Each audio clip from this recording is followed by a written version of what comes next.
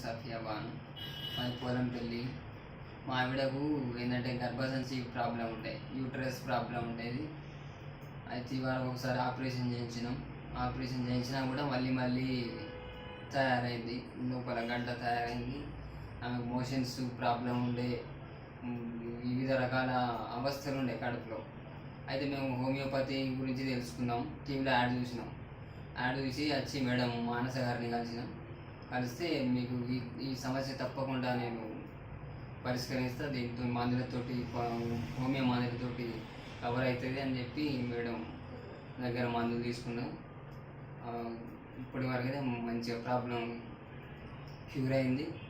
మాకు homeo positive మీద నమ్మకం కుదిరింది. మా ఆవిడ చెప్తే మిగతా సమస్య. నమస్కారం, నా పేరు సఫియా, మాది పొలంపల్లి. నాకు మోషన్స్ ప్రాబ్లం ఉంటుండే, ఇంకా గర్భసంచి ప్రాబ్లం, గడ్డలు నెలసరి ఇబ్బందులు బాగా పడుతుంటాయి.